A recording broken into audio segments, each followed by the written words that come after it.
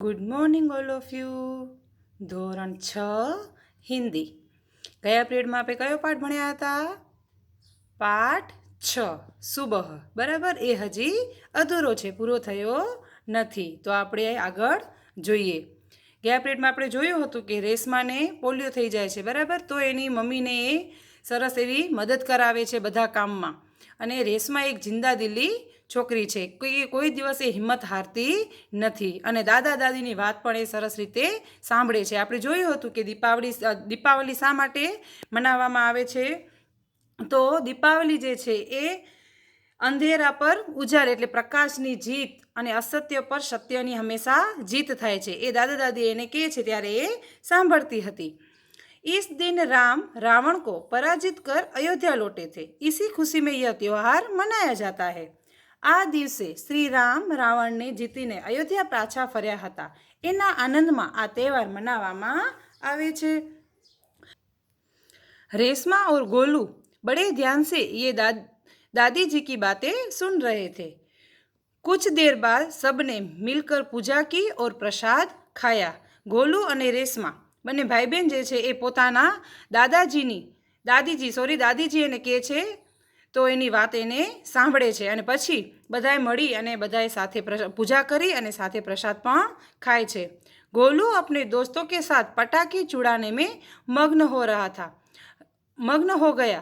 रेशमा अपने दादा दादी के साथ फुलझड़ियाँ छुड़ा रही थी. इतने में रेशमा ने क्या देखा कि गोलू ने जिस पटाखे को बुझाकर समझ कर छोड़ दिया था उसमें से चिंगारियाँ निकलने लगी हैं.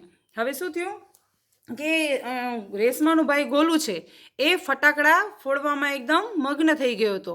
અને રેશમા જે છે એ દાદા દાદી સાથે ફૂલઝડિયા એટલે કે છંછરિયા લગાડીને એની સાથે રમતી હતી.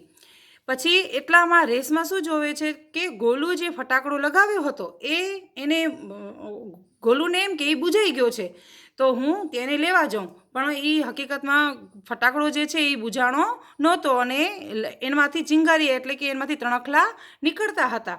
એ રેશમા જોઈ જાય છે, પણ ગોલુને ખબર હોતી નથી.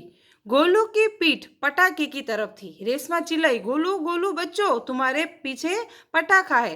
પછી રેશમા એને જોર જોરથી અવાજ લગાવે છે, ચિલ્લાય છે કે ગોલુ ગોલુ તું જો તારા પાછળ જે ફટાકડો છે હજી એનામાંથી તો ચિંગારિયા નીકળે છે, તું એનાથી બચ. એમ રેશમા એને જોર જોરથી ચિલ્લાવે છે. પટાકે કે શોર મેં રેશમા કી આવાજ દબ ગઈ. પછી ફટાકડાનો અવાજ આવ્યો એવો એની રેશમા જે બૂમો પાડતી હતી એની બૂમ જે છે એ એકદમ દબાઈ જાય છે અને સંભળાતું નથી ફટાકડામાં. बाकी लोग कुछ समझ पाते. सबसे पहले रेशमा जल्दी जल्दी कुर्सी को धकेलती गोलू के पास જા પહોંચી. પછી એનો અવાજ દબાઈ જાય છે એટલે એને એમ કે હવે કાંઈ થઈ શકશે નહીં. તો પછી રેશમા જે છે પોતાની ખુરશી જે છે એ પોતાના પૈડાથી હાથથી ધકેલતી ત્યાં પહોંચી જાય છે અને ગોલુને પાસે ત્યાં આવી જાય છે. उसने गोलू को जोर से धक्का दिया और खुद आगे निकल गई. પછી એનો ભાઈ ગોલુને એને શું આપી દે છે? ધક્કો આપી દે છે. એને એમ કે એ ત્યાંથી બચી જાય એટલા માટે, કેમ કે એનો અવાજ તો સંભળાયો નહીં એટલે પોતે જ રેસમાં ગઈ એની ખુરશીથી અને ધક્કો આપી દીધો અને પોતે ક્યાં નીકળી ગઈ? આગળ નીકળી ગઈ એટલે ગોલુ પણ બચી ગયો. अपनी कुर्सी की गति के कारण ધડામ જોર કા ધમાકા હુઆ. હવે શું થયું કે રેશમા જે છે એ ગોલુને બચાવવા ગઈ, પણ એની ખુરશીની એકદમ ગતિ એકદમ બહુ જ ફાસ્ટ હતી એની ગતિ.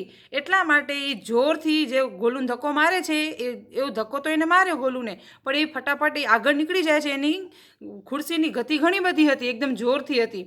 એટલા માટે એ ખુરશી જે છે એ ધડામ કરીને પડી જાય છે. પછી એનાથી બેલેન્સ જળવાયું નહીં એટલે ધડામ કરીને જોરનો એવો અવાજ આવે છે. રેશમા की कुर्सी ने गोलू को जलने से बचा लिया. रेशमा की फुर्ती ने गोलू को जलने से बचा लिया. गोलू को कुछ समझ न आया कि उसे धक्का किसने दिया और क्यों. રેશમાએ સ્ફૂર્તિથી ગોલુને દાજતા તો બચાવી લીધો. ગોલુને તો કંઈ સમજાયું નહીં કે તેને કોણે અને શા માટે ધક્કો માર્યો છે, કેમ કે ગોલુને તો એવું જ હતું કે ફટાકડો તો હું હજી ત્યાં લગાવવા જાઉં છું. એને એમ કે બુઝાઈ ગયો છે, પણ રેશમાને ખબર હતી કે એનામાંથી તો હજી ચિંગારિયા નીકળતી, તણખલા નીકળતા હતા. એટલે તો ગોલુને તો કાંઈ ખબર પડી નહીં. धमाके की आवाज़ सुनकर माँ पिताजी भी બહાર દોડે ચલે આए. પછી ધડાકાનો અવાજ સાંભળીને મા અને એના પિતાજી જે છે એ ઘરની બહાર પણ દોડી આવ્યા. ધડાકો શેનો થયો? તો કે રેશમા, આ ફટાકડાનો ધડાકો નહોતો, રેશમા જ્યારે ખુરશીમાં પડી ગઈ એનો અવાજ હતો, ધડાકો એનો હતો. ખુરશી રેશમા કે ઉપર થી ઓર રેશમા નીચે. પછી ખુરશી જે છે રેશમાની ઉપર હતી અને રેશમા ખુરશીની નીચે, કેમ કે રેશમા પડી ગઈ હતી આમ ઊંધીથી, એટલા માટે આવો ધડાકો થયો રેશમા પડી એટલે. પિતાજીને कुर्सी सीधी की और रेशमा को उस पर बिठा दिया. પછી પિતાજી એના પપ્પાએ ખુરશી જે છે સીધી કરી અને રેશમાને એની ઉપર બેસાડી દીધી. મા ભયભીતથી બોલી, કहीं ચોટ તો નહીં લગી રેશુ? પછી એની મા જે છે એકદમ ડરી ગયા હતા, એકદમ ભયભીત થઈ ગયા હતા. તે બોલી, રેશુ તને ક્યાંય વાગ્યું તો નથી ને? રેશમાને ઉને સારી બાત બતાઈ. કઈ વાત બતાવી હશે? કે આલી ગોલુને એને ધક્કો શા માટે માર્યો, એ વાત એને રેશમા એની માને બતાવે છે. सबने रेशमा की पीठ थपथपाई. પછી બધી જ વાત એને કહે છે ત્યારે રેશમાને બધાએ શાબાશી આપે છે. गोलू रेशमा के पास आकर नाटकीय ढंग से बोला, दीदी आज तो आपने मेरी जान बचा ली.